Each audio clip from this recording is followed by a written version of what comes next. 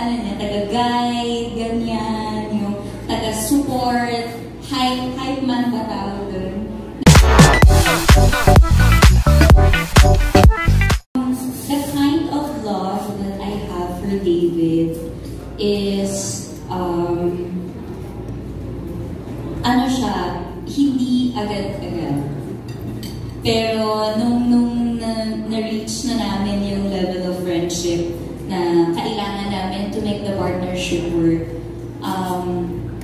the love I have for David is more like, feeling ko mas nagiging taga-ano niya, taga-guide, ganyan, yung taga-support, hype man ba tawag doon?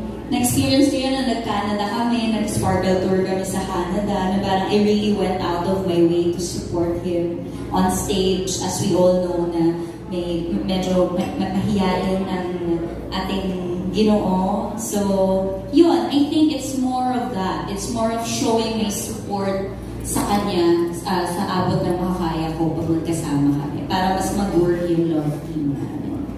And David?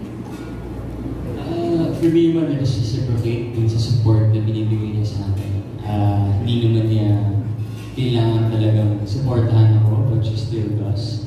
So I super appreciate that. And, tsaka, think about it. Like, sabihin natin 20 years from now, like, my name is actually attached to Barbie's name. If I search Barbie Fernandez, lalabas din yung Gawin sa Google-related search. That's really... Research mo ba ako? Wow! Secret!